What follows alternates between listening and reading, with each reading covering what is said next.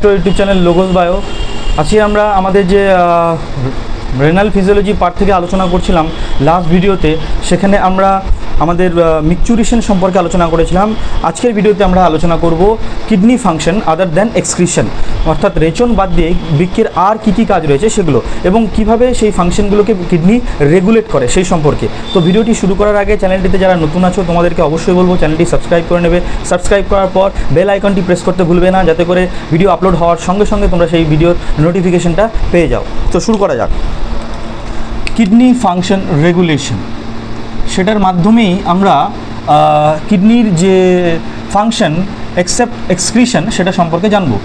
Kidney function regulation, specially the non excretory function.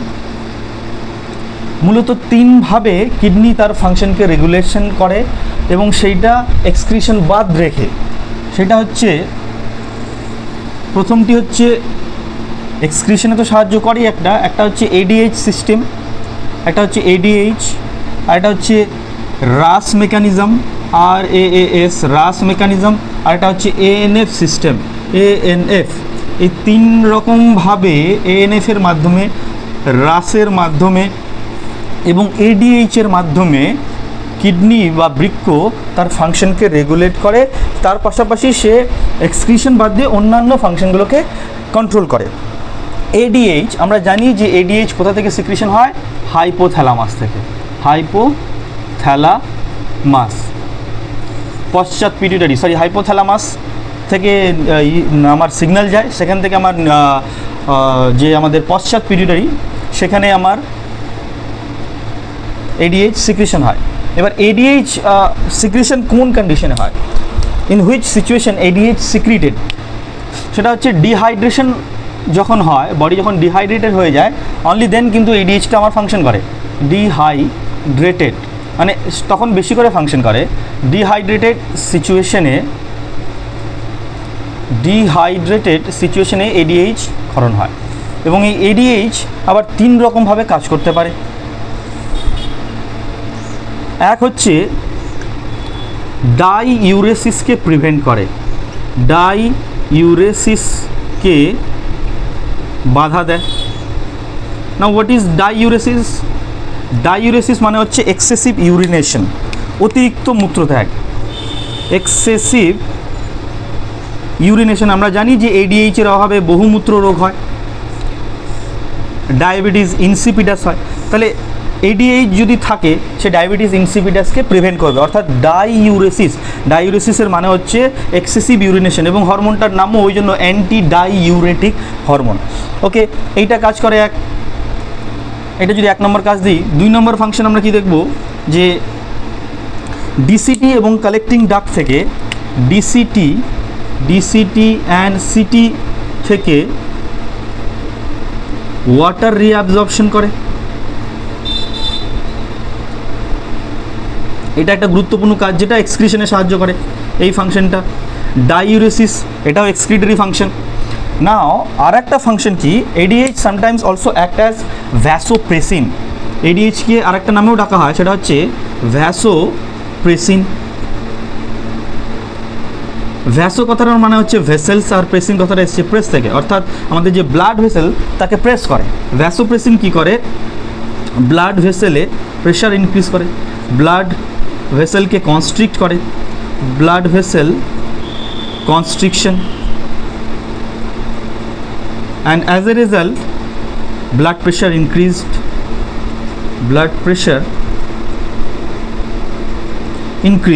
তাহলে এই যে ব্লাড প্রেশার ইনক্রিজড হলো, ব্লাড প্রেশার কন্ট্রোল করা, এটা তো এক্সক্রিটরি ফাংশন নয়। So this is non excretory function of kidney. যদিও কিডনি থেকে এডিএইচ ক্ষরণ হচ্ছে না, তো ইন দ্যাট সেন্স আমরা বলতে পারি না যে কিডনির এটা function, it's function of ADH hormone. Okay, তো কিডনির ফাংশন যেভাবে হয়, এই এডিএইচটা কিন্তু সেই কিডনির ফাংশনটাকে রেগুলেট করে।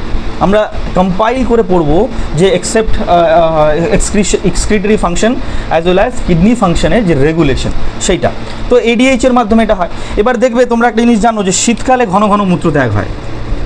শীতকালে ঘন ঘন মূত্রত্যাগ হয়। এইটা দেখে আমাদের আবার চিন্তা ধরে যায় যে আমাদের আবার ডায়াবেটিস ইনসিপিটাস হলো নাকি। অ্যাকচুয়ালি না, শীতকালে আমাদের ডিহাইড্রেশন মানে বডি থেকে ঘাম বেরোয় না, তো বডির মধ্যে ওয়াটার আমার রিটেইন হয়েই থাকে, জল বেরোনোর সম্ভাবনাটা কম থাকে, তো এডিএইচ সেখানে কিন্তু আমার সিক্রিশন হয় না। শীতকালে এডিএইচ খুব কমই সিক্রিশন হয়, এডিএইচ সিক্রিটেড হয় না সেই অর্থে ডিউরিং উইন্টার।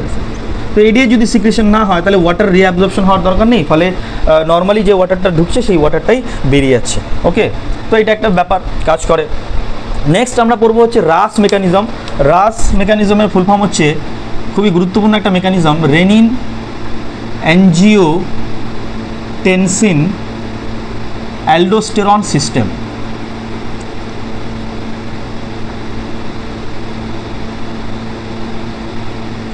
ওকে, এটা অনেকটাই কন্ট্রোল করে হচ্ছে আমার জাক্সটাগ্লোমেরুলার অ্যাপারেটাস, জাক্সটাগ্লোমেরুলার অ্যাপারেটাস বা জেজিএ।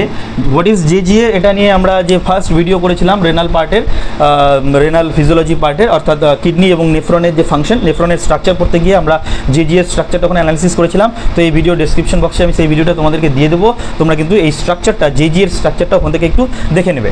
তো রেনিন অ্যাঞ্জিওটেনসিন সিস্টেমটা আমরা বুঝবো এবার, তার জন্য আমরা এটা ইরেজ করে দিই। সিস্টেম কখন কাজ করে? যখন ব্লাড প্রেশার খুব লো হয়ে যায়, রক্তের চাপ খুব কমে যায়, তখন কিন্তু আমার এই রেনিন অ্যাঞ্জিওটেনসিন সিস্টেমটা কাজ করে। এবং এই ব্লাড প্রেশার লোটাকে বৃক্কের মধ্যে ডিটেক্ট করে ম্যাকুলা ডেন্সা সেল। ওকে, আমরা পড়ছি renin angiotensin system, RAAS, rash mechanism. কখন এটা কাজ করে? যখন রক্তের চাপ কম থাকে, এবং এটাকে ডিটেক্ট করে কে? ম্যাকুলা ডেন্সা কোষ। ম্যাকুলা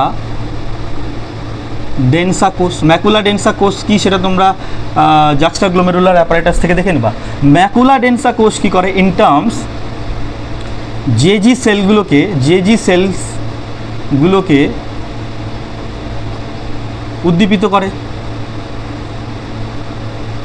এবং জেজি সেলস ইন টার্মস একটা হরমোন সিক্রিট করে যার নাম হচ্ছে রেনিন। যার নাম কি? রেনিন।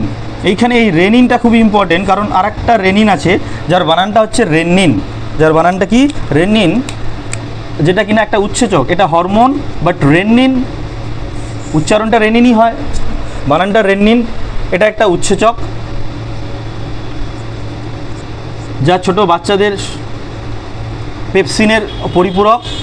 এই উৎসেচক কী করে? দুগ্ধ প্রোটিন কেসিনকে, আমরা ডাইজেশন যখন পড়বো তখন এটা নিয়ে আলোচনা করব, দুগ্ধ প্রোটিন কেসিনকে প্যারাকেসিনেটে পরিণত করে। ক্যালসিয়াম প্যারাকেসিনেট, ওকে, যেটাকে কার্ডাল্ড মিল্কও বলা হয়। কার্ডাল্ড মিল্ক মানে ছোটো বাচ্চাদের যে ভমিটিং হয় সেটা দেখবে অনেকটা দইয়ের মতো হয়, ছেঁড়া ছেঁড়া। তো সেটা কিন্তু অ্যাকচুয়ালি ক্যালসিয়াম প্যারাকেসিনেট, কারণ পুরোটা হজম করতে পারে না। কারণ বড়দের আমাদের রয়েছে পেপসিন, বাট ছোটোদের রয়েছে সেটা রেনিন। তো এটা রেনিন, এটা হরমোন, এটা উৎসেচক। তো এই রেনিন কোথা থেকে বেরোলো? জেজি সেলসগুলো থেকে, জাক্সটাগ্লোমেরুলার সেল। কারণ জাক্সটাগ্লোমেরুলার যে অ্যাপারেটাস রয়েছে সেখানে তিন ধরনের সেলস রয়েছে। একটা হচ্ছে জাক্সটাগ্লোমেরুলার সেলস, যেটা আমার দূরসংবর্ত নালিকার মধ্যে থাকে। আরেকটা হচ্ছে আমার ল্যাসিস কোষ, আরেকটা হচ্ছে আমার ম্যাকুলা ডেন্সা কোষ। এই তিন ধরনের কোষ থাকে। এই তিন ধরনের কোষের মধ্যে থেকে জেজি সেলস থেকে আমার সিক্রেশন হয় রেনিন। রেনিন কি করে? আমার লিভার থেকে,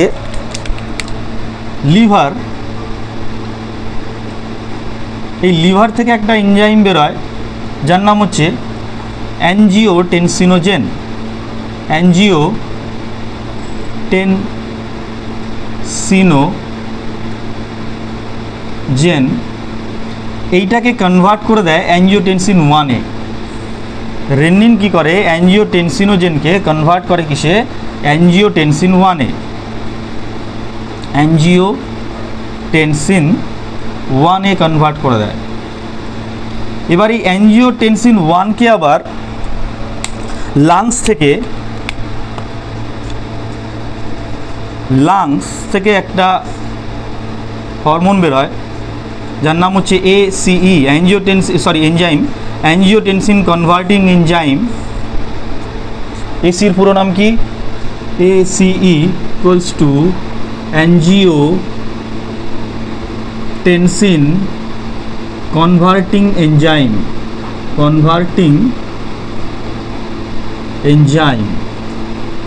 কনভার্ট করে কাকে? অ্যাঞ্জিওটেনসিন 1-কে পরিণত করে কিসে? অ্যাঞ্জিওটেনসিন 2-তে।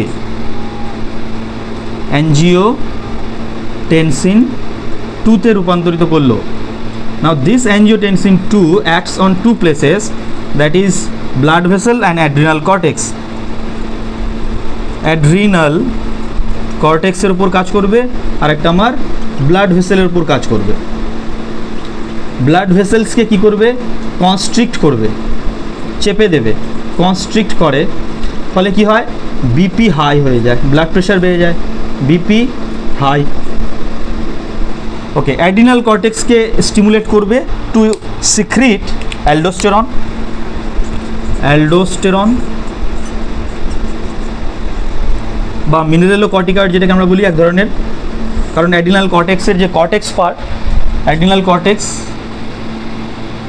মানে অ্যাড্রিনাল গ্ল্যান্ড, এটা তার মিডুলা, এটা তার কর্টেক্স। এই কর্টেক্সের 3টা ভাগ রয়েছে, জোনা গ্লোমেরুলাসা, জোনা ফেসিকুলাটা, জোনা রেটিকুলারিস। সেখান থেকে অ্যালডোস্টেরন আমার খরিত হয়। তো এই অ্যালডোস্টেরন কী করে? সোডিয়াম অ্যান্ড ওয়াটার রিঅ্যাবজর্পশন বেরিয়ে দেয়। ফলে কি হয়? আমার রেগুলেশন অফ অসমোরেগুলেশন হয়, কন্ট্রোলস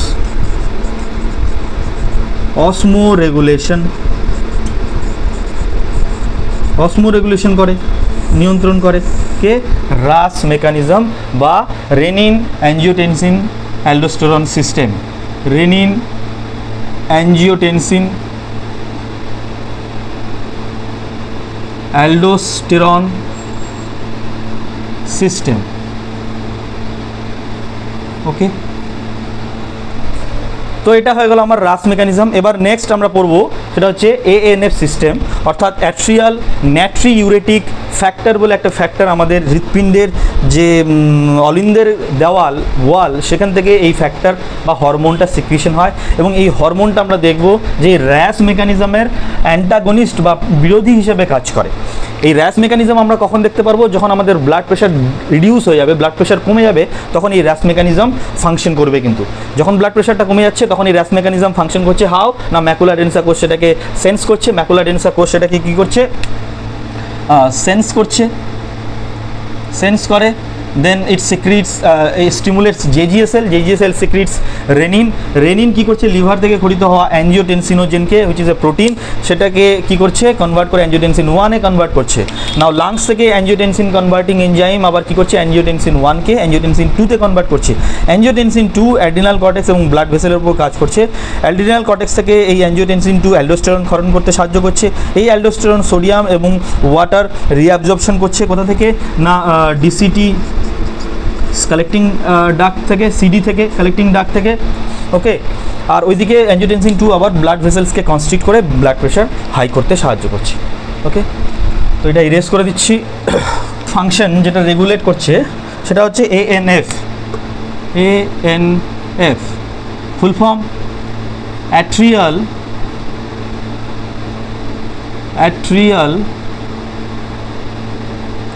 নাট্রিইউরেটিক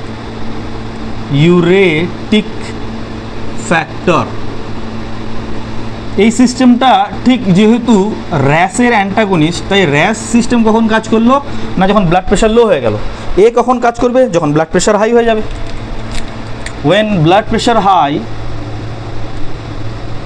when BP হাই, অর্থাৎ সোডিয়ামের লেভেল বেড়ে গেছে, Na+ ইনক্রিজড, মানে উচ্চ রক্তচাপ আমরা বলতে পারি, উচ্চ রক্তচাপ বা হাইপারটেনশন। তখন গিয়ে এইটা সিগন্যাল পৌঁছবে কোথায়?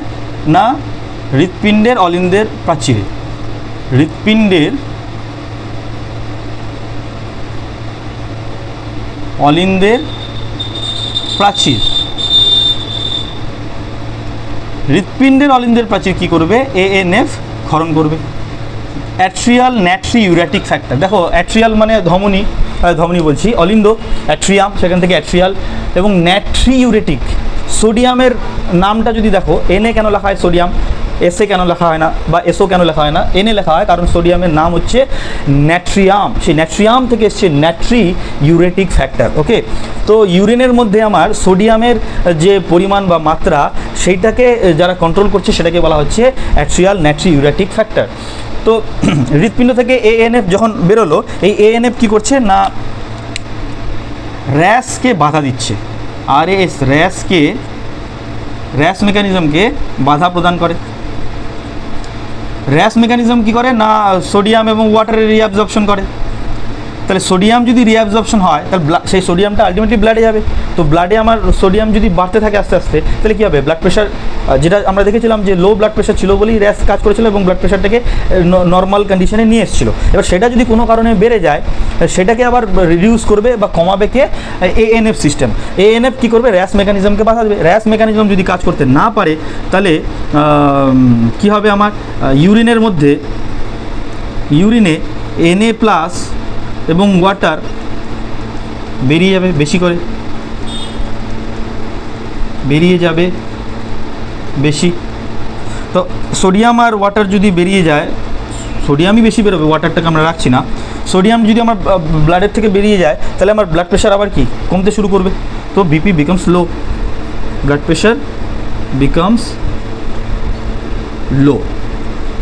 ওকে, তো এএনএফ হয়ে গেল আমাদের, এটাই এএনএফ। এএনএফ সম্পর্কে আরেকটা জিনিস কি, যে এএনএফ অ্যান্টাগনিস্ট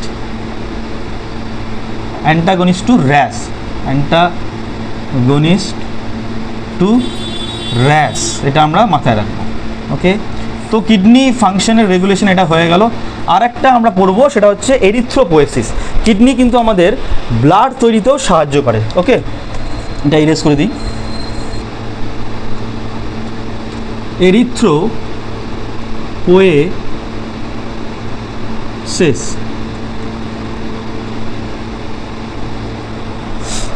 যখন শরীরে অক্সিজেনের অভাব ঘটবে,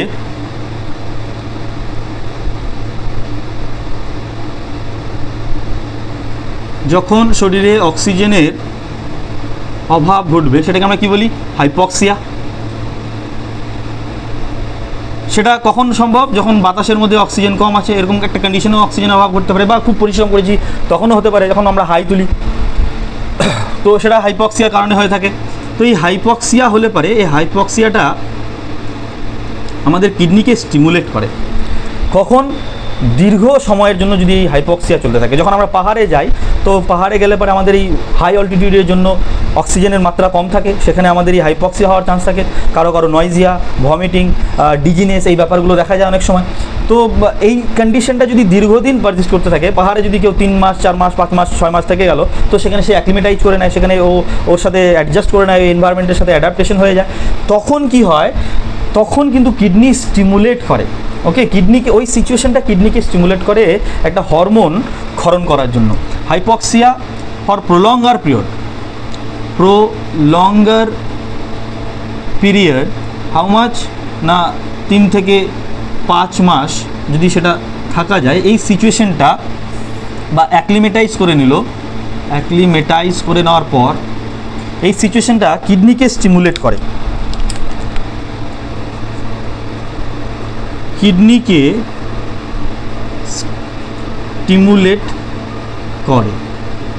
স্টিমুলেট করে কি তৈরি করে না, এরিথ্রোপোয়েটিন বলে একটা হরমোন ক্ষরণ করে, এরিথ্রোপোয়েটিন। এবং এই এরিথ্রোপোয়েটিনও কিন্তু জেজিএ বা জাক্সটাগ্লোমেরুলার অ্যাপারেটাস থেকে ক্ষরিত হয়, এরিথ্রোপোয়েটিন। নাও দিস এরিথ্রোপোয়েটিন কি করে, রেড বোন ম্যারো সেলকে স্টিমুলেট করে, রেড বোন ম্যারো।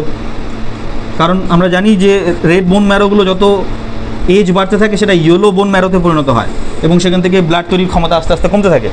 তো রেড বোন ম্যারো সেলগুলো কি করবে না, এরিথ্রোপোয়েসিসকে ইনক্রিজ করবে, অর্থাৎ আরবিসি তৈরি করবে। এরিথ্রোপোয়েসিসকে বৃদ্ধি করবে। এরিথ্রোপোয়েসিস মানে আরবিসির জেনারেশন, এটা আমরা জানি। লিউকোপোয়েসিস হলে ডাব্লিউবিসি জেনারেশন হবে।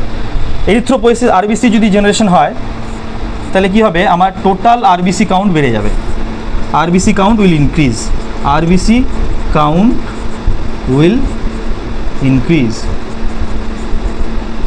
ওকে, এবং এই পাহাড়ি কন্ডিশনে যখন তুমি চলে যাচ্ছ তখন কিন্তু তোমার আরবিসি 4 to 5 মিলিয়ন থেকে 4 to 5 million per millimetre cube যেটা ছিল নর্মালি, সেটা ইনক্রিজ করে প্রায় 8 মিলিয়ন পার মিলিমিটার কিউতে পরিণত হবে।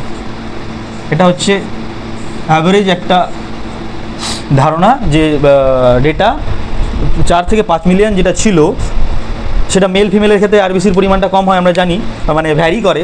তো সেটা অন অ্যান অ্যাভারেজ 4 to 5 ধরলাম মিলিয়ন পার মিলিমিটার কিউ ছিল নর্মাল কন্ডিশনে। সেটা ইনক্রিজ হয়ে যাবে যখন হাইপক্সিয়া বা আমি পাহাড়ে গিয়ে অ্যাক্লিমেটাইজ করছি, তখন এই কিডনি কিন্তু আমার এরিথ্রোপোয়েসিস করবে এবং সেটার টোটাল আরবিসির কাউন্ট ইনক্রিজ করে 8 মিলিয়ন পার মিলিমিটার কিউতে পরিণত হয়ে যাবে। তো এটা হয়ে গেল আমাদের total kidney function except excretion and kidney function regulation. তো ভিডিওটি ভালো লাগলে তোমরা অবশ্যই লাইক করবে, কমেন্ট করে আমাকে জানাতে ভুলবে না। Thank you.